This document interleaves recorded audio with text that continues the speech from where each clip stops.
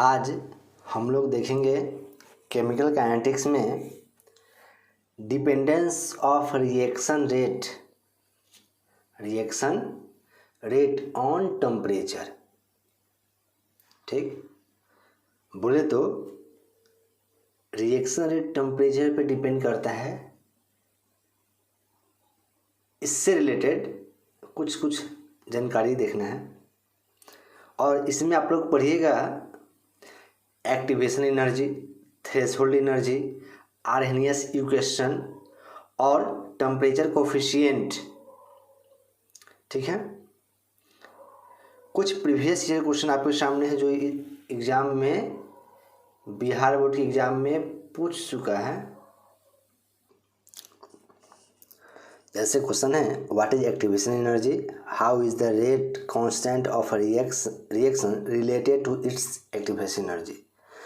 जो भी आपको क्वेश्चन सामने दिखाई दे रहा है, जब तक आप इस टॉपिक को नहीं ना पढ़िएगा, इतना टॉपिक आप लिख नहीं सकते एग्जाम में। हाँ, क्लास 10th रहता है तो आप रट के लिख सकते हैं, लिख सकते थे क्लास 10th में, लेकिन अभी आप समझ लीजिएगा ना तो कुछ ना कुछ बना कर लिखने आ जाएगा। ठीक, तो टॉपिक को समझना बहुत ज़रूरी है। और लास्ट में हम इस टाइप क्वेश्चन को लिखने का तरीका सीखें, कैसे लिखना है कैसे नहीं लिखना है। ठीक, चलिए स्टार्ट करते हैं। सबसे पहले कुछ एनसीईआरटी का लाइन है जो आपके सामने लाते हैं। हमें पढ़ना है टेम्परेचर के बारे में। टेम्परेचर के बारे में कोई ऐसे ही नहीं बोल सकता है या दिखा सकता है कि टेम्परेचर रेट ऑफ रिएक्शन पे डिपेंड करता है। Sorry, rate of reaction temperature पे डिपेंड करता है। जैसे समझिए, अगर हमें चाय बनाना है, गैस का फ्लेम तेज कर देंगे, चाय जल्दी बन जाएगा। सीधा सी बात है।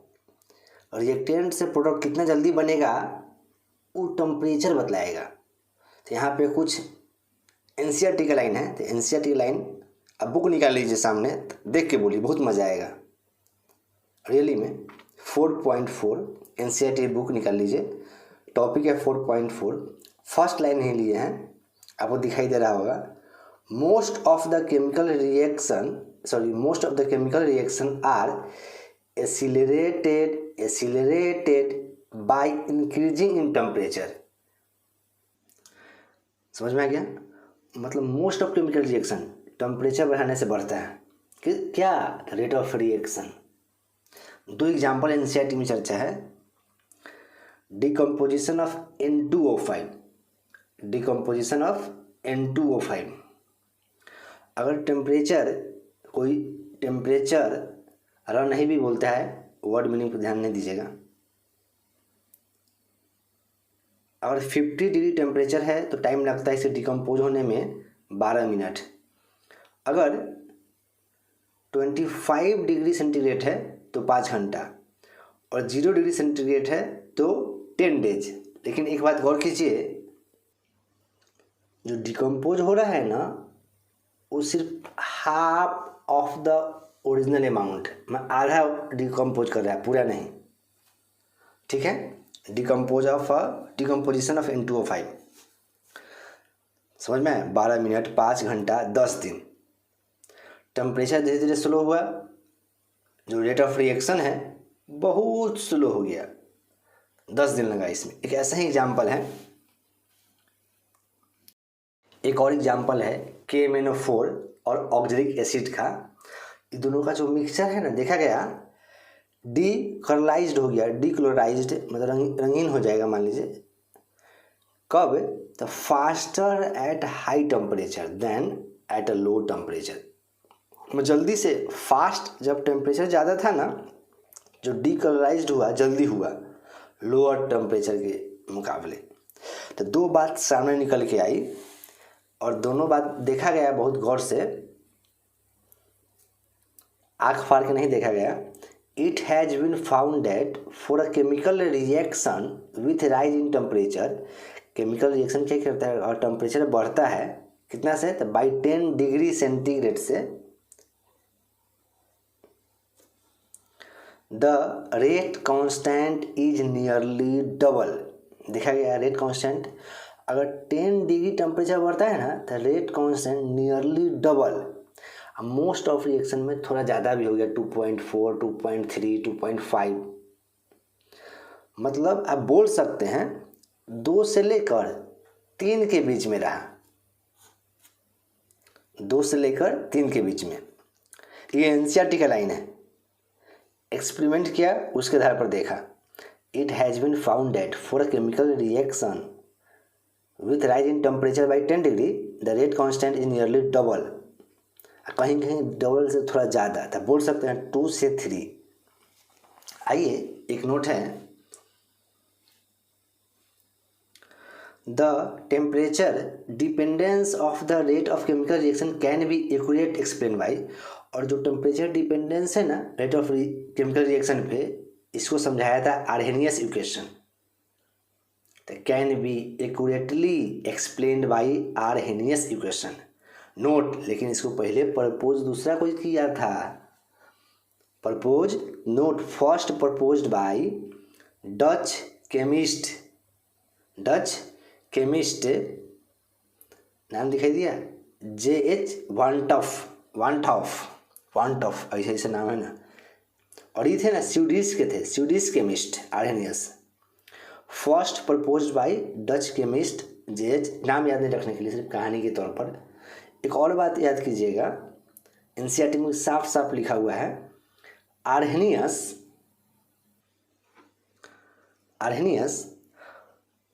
प्रोवाइड किया, इसका फिजिकल जस्टिफिकेशन बोल सकते हैं, physical justification, Arrhenius physical.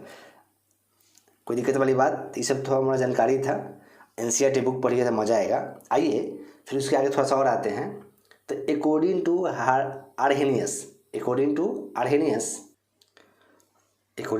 Arrhenius equation, तो H2 और I2 आप सोचिए मिल के क्या बनेगा। तो मान लीजिए 2HI बनेगा, मान लीजिए क्या बनेगा ही बनेगा। तो यहाँ पर एक डायलॉग है, आप देखे हुए कॉमेडी, राजू श्रीवास्तव का। पूछता है न्यूज़ वाला, कोई अपने से बोलता है, पूछता है अच्छा बतलाइए ये जो बम फटा एकदम से फटा। तो राजू श्रीवास्तव बोलता है दोनों अपने ही हैं। बोलता है नहीं एकदम से तो नहीं फटा, पहले आया पूछा फटूं। सेम ऐसा बात है, हम जो देख रहे हैं ना H2 + I2 मिल के बनी हो 2HI, ये ऐसे ही नहीं बन गया होगा, इसके बीच में कुछ ना कुछ हुआ होगा ना। और ये आर्हेनियस समझाया। तो आर्हेनियस क्या कहना था, अकॉर्डिंग टू आर्हेनियस का कहना था कि जो मॉलिक्यूल है ना, हाइड्रोजन का मॉलिक्यूल और आयोडीन का, वे दोनों में कोलिजन होगा। अब कोलिजन होके बनेगा एक इंटरमीडिएट, उसके बाद EHI में बना हुआ। सर आप कहना क्या चाहते हैं, समझिए, ये हाइड्रोजन है, इसको आप ऐसे लिख लीजिए। एनसीईआरटी बुक में से में यही लाइन लिखा हुआ है। एनसीईआरटी बुक एक बात वो दम रखता है अपने आप में, उसे जो भी लाइन है ना अपने आप में दम वाला लाइन है। Sorry dot dot dot dot dot dot, यही कोलिजन हुआ होगा। जो हाइड्रोजन का मॉलिक्यूल है, आयोडीन का मॉलिक्यूल है, दोनों में कोलिजन हुआ होगा। तो जो कंपाउंड प्ले बना है इसे बोलते हैं इंटरमीडिएट।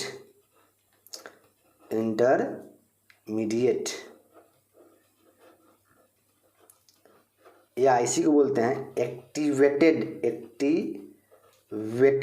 कॉम्प्लेक्स, या इसी का नाम है ट्रांजिशन। स्पेलिंग देख सकते हैं, हो सकता है गलत हो, स्टेट सही कर लीजिएगा। इंटरमीडिएट, एक्टिवेटेड कॉम्प्लेक्स या ट्रांजिशन स्टेट। अब सोचिए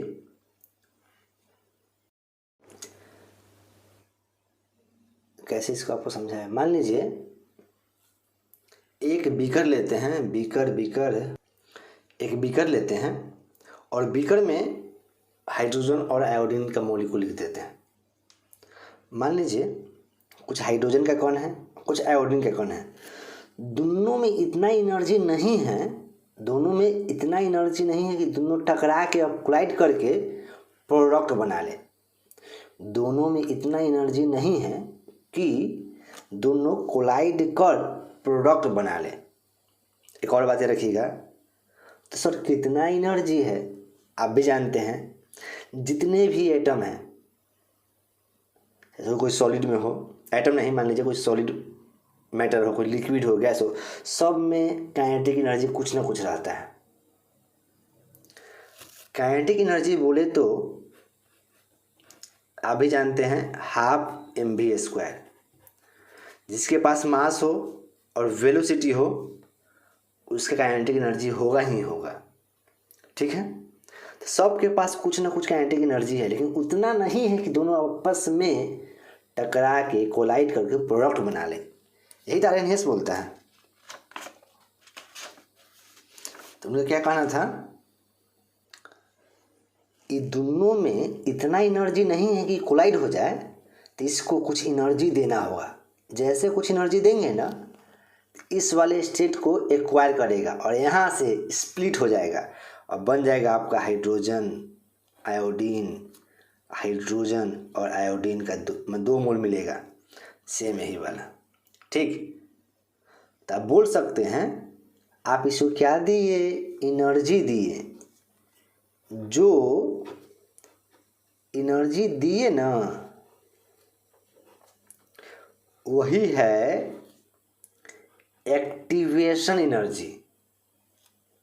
मतलब इसको आप जो एक्स्ट्रा एनर्जी दिए वही तो है एक्टिवेशन एनर्जी। और एक्टिवेशन इसको आप एनर्जी दिए, एकदम समझो एक तरह से गया हो कुछ ऊंचाई पे और ये बना लिया होगा।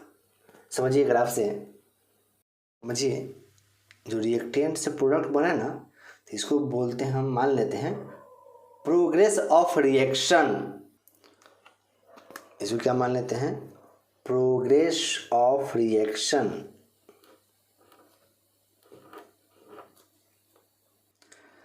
हम एक्स एक्सिस पे लिख लिए हैं प्रोग्रेस ऑफ रिएक्शन और वाई एक्सिस पे एनर्जी लिख दिए हैं। और जो एग्जांपल हम समझने जा रहे हैं उसको इस साइड में लिख दिए हैं। ग्राफ को इससे भी मतलब नहीं है, ये एनर्जी को बतला रहा है, ये रिएक्शन के प्रोग्रेस को बतला रहा है। अब समझिए हाइड्रोजन और आयोडीन में कोलिजन हुआ होगा ना, मतलब पहले इसके पास कुछ ना कुछ एनर्जी था, लेकिन इतना नहीं था कि कोलाइड कर ले। तो इसके पास कुछ ना कुछ एनर्जी था, तो एनर्जी मान लीजिए यहाँ होगा, ठीक। तो इतना ऊपर एनर्जी दिखाते हैं, कुछ एनर्जी होगा और गया, इसको एनर्जी हम दिए होंगे, गया होगा कि मिनिमम पोजीशन पे। हाइड्रोजन के पास पहले से और आयोडीन के पास पहले से कुछ ना कुछ एनर्जी रहा होगा, इसको हम एनर्जी दिए, ये गया और जाके, एक मिनट देखिए आपको जो समझाए थे, दोनों में कोलिजन हुआ, एक स्टेट बनाया इंटरमीडिएट, नहीं ऐसा कोलिजन हुआ होगा इंटरमीडिएट स्टेट पे, आरएनए ये गया होगा ना, यहीं पे इंटरमीडिएट बना के और डिक्रीज होते हुए नीचे चला होगा, ठीक। अब प्रोडक्ट क्या बना होगा आपका 2HI। हाँ, आपको लग रहा है सर आप कैसे जान गए, वो एक्सपेरिमेंट किया गया था, नंबर रख रख के चेक किया, ग्राफ ऐसा ही जा रहा था। इस वाले जो पोजीशन है ना यहाँ पर, इसको बोलेंगे इंटरमीडिएट।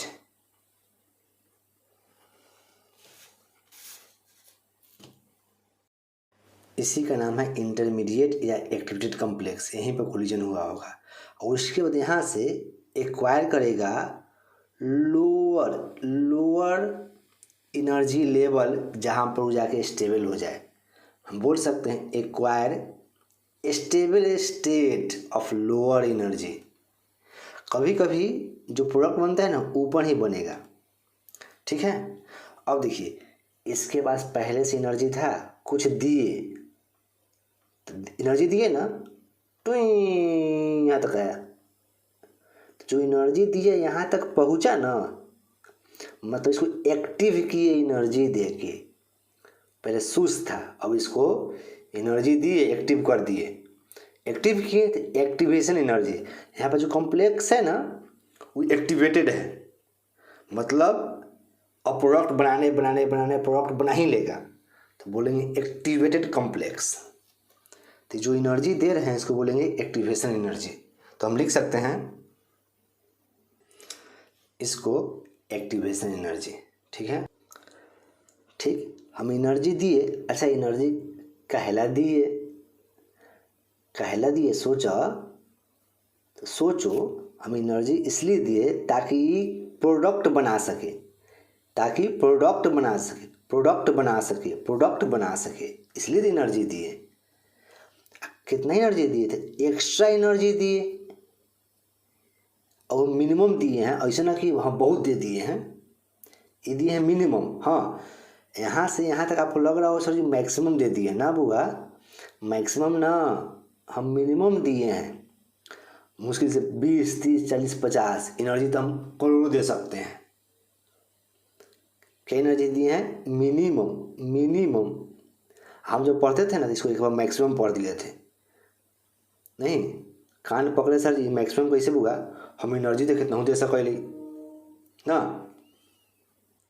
तो हम एक्टिवेशन एनर्जी का डिफिनीशन दे सकते हैं, the extra energy, the extra energy which must be देनिंग, विच मस्ट बी देनिंग टू किसको? रिएक्टेंट, टू रिएक्टेंट, ताकि प्रोडक्ट बने, ताकि प्रोडक्ट बन सके ना। तो हम बोलेंगे एक्टिवेशन एनर्जी का डिफिनीशन देखेंगे अब।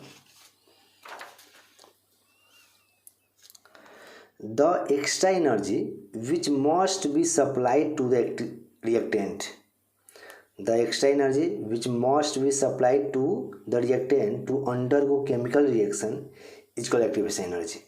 It is denoted by A मतलब एक्टिवेशन, E मतलब एनर्जी, एक्टिवेशन एनर्जी। ठीक है, डिफिनेशन देख लिए, आप स्क्रीनशॉट ले लीजिए। ठीक है,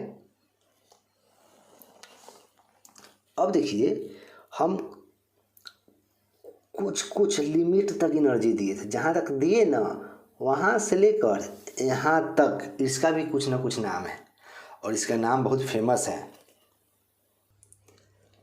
एक बच्चा कॉलेज में पूछ रहा था, सर ये लाइन कहाँ कहाँ से लाते हैं?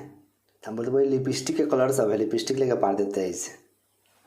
ठीक, तो कुछ एनर्जी दिए ना तो इसको बोलते हैं थ्रेशोल्ड एनर्जी। थ्रेशोल्ड एनर्जी लिख दे, सॉरी, इसको एनर्जी दिए ना जहाँ तक कोलाइड हो सके, तो यहाँ से लेकर यहाँ तक बोलेंगे इसको थ्रेशोल्ड एनर्जी।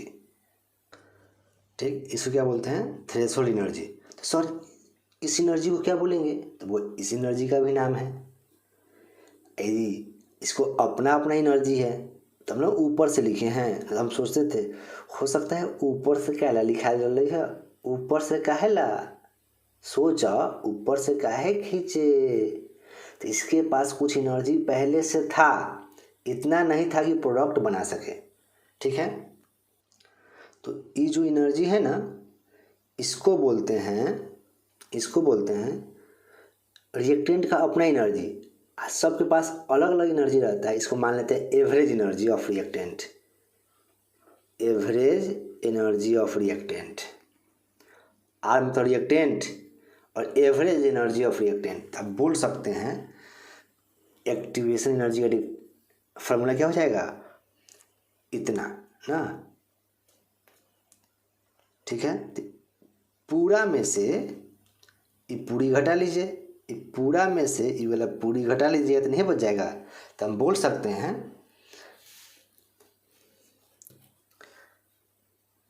एक्टिवेशन एनर्जी बराबर थ्रेशोल्ड, टी मतलब threshold energy minus average energy of reactant. ठीक है, तो एक्टिवेशन एनर्जी का डिफिनेशन मालूम हो गया। और पता है एनसीईआरटी वाला लाइन याद कीजिएगा, ऑब्जेक्टिव वही देगा एग्जाम में, पूछे हुए था ऑब्जेक्टिव 2022 या 22 में या 20 में पूछे था ऑब्जेक्टिव एक्टिवेशन एनर्जी का। एनसीईआरटी का लाइन ही याद रखिए ताकि ऑब्जेक्टिव बन सके। ठीक, और हम दिखाते हैं एनसीईआरटी की लाइन क्या है। एनसीईआरटी में लिखा हुआ है एनर्जी का डेफिनेशन, एक्टिवेशन एनर्जी का, the energy required to reactant to form intermediate.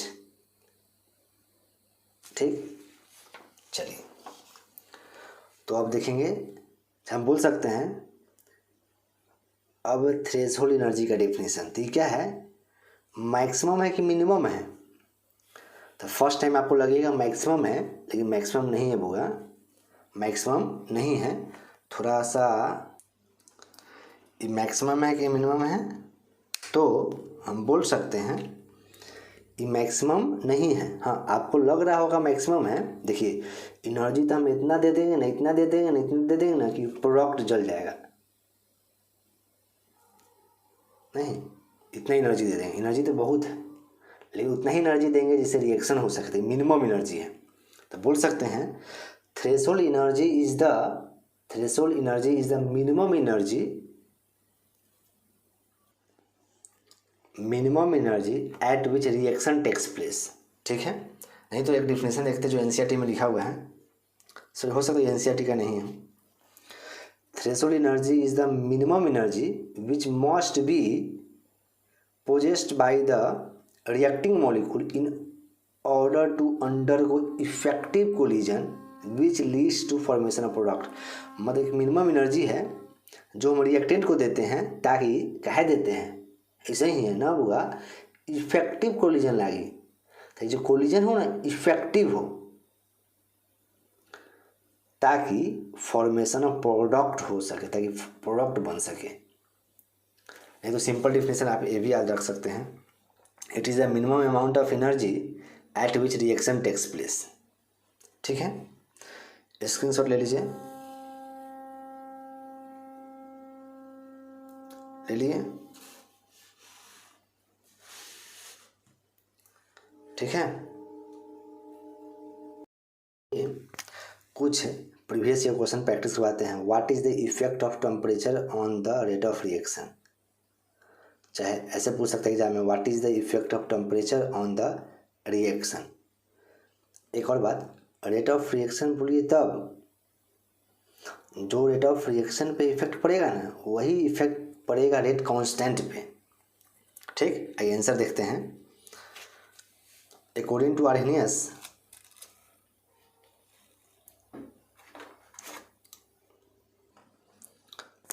According to Arrhenius equation लिख दिए के बराबर A E minus activation energy E A by R T. अब देखिए टेम्परेचर इसके नीचे में है ना, तो हम बोल सकते हैं एज टेम्परेचर जब इंक्रीज होगा तब क्या होगा, the value of exponential part of the equation less negative. अगर इसका टेम्परेचर इंक्रीज होगा ना तो एक्सपोनेंशियल का क्या होगा, वैल्यू लेस नेगेटिव हो जाएगा।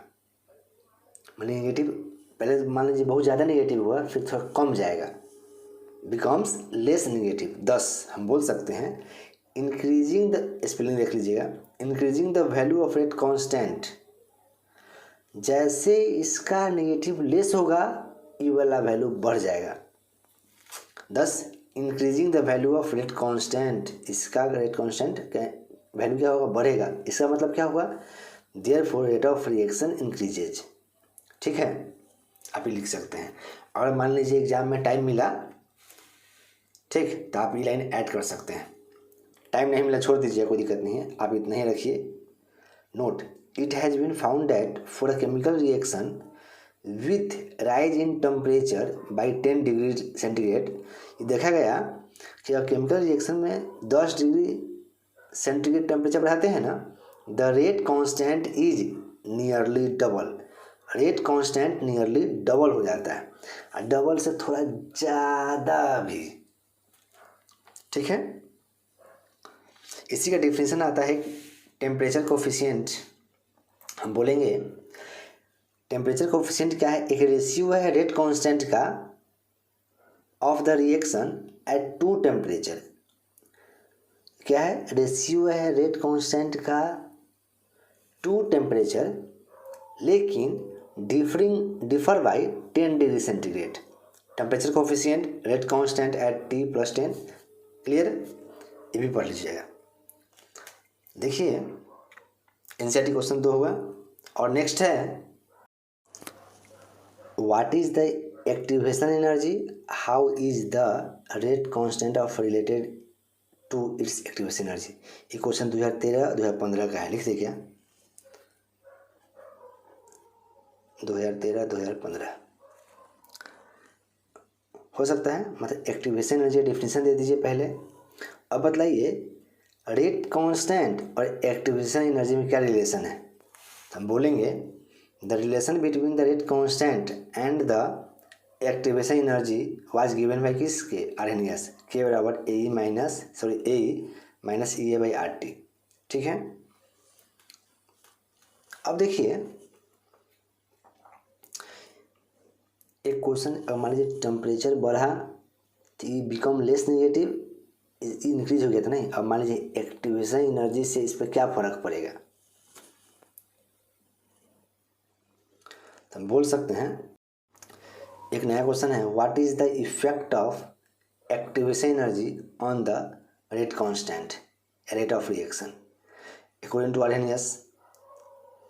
और एक्टिवेशन एनर्जी लोअर होगा, कमेगा, lowering of activation energy will leads to an increase of rate of reaction, increase in rate constant। activation energy lowering होगा घटेगा, इंक्रीज होगा रेट कांस्टेंट में, तो हम बोल सकते हैं therefore increase in rate of reaction. ठीक है। एक लाइन एनसीईआरटी की लाइन है, आगे है आगे, इतना बात याद रखिएगा, ये अलग से हम लिखा हुए हैं। Presence of the catalyst. अब कैटलिस्ट आता है तो क्या करता है, लोअर्स द एक्टिवेशन एनर्जी। जैसे उसमें कैटलिस्ट यूज करते हैं तो एक्टिवेशन एनर्जी को कम कर देता है। ऑब्जेक्टिव में पूछता है कम करके क्या करता है, तो प्रोवाइडिंग करवाता है alternate path for of the reaction. अब मान लीजिए जो आप ग्राफ पढ़े थे ना, ऐसे आया था ना, और कैटलिस्ट रख दीजिएगा ना तो ये यहीं से मुड़ जाएगा, यहीं से। ठीक, तो क्या करता है, presence of the catalyst lowers the activation energy. तो एक्टिवेशन एनर्जी यही ना होगा, यहाँ से यहाँ तक, मान लीजिए यहाँ से अब यहाँ तक, by providing an alternate path. ये रास्ता से न जाकर इसी रास्ते शॉर्टकट मार दिया है। ठीक है। और चैप्टर हुआ फिनिश। अब देखिए जो मार्क्स 2 है ना, अगर हम सब करा चुके हैं, अब देखिए ना मुश्किल से 4-5 लेक्चर में हो जाएगा कंप्लीट। आप टाइम निकल के देखिए। अब जो बचेगा क्वेश्चन हम दे देंगे, आप इतना लिख के याद कर सकते हैं। फिर मिलेंगे नेक्स्ट वीडियो।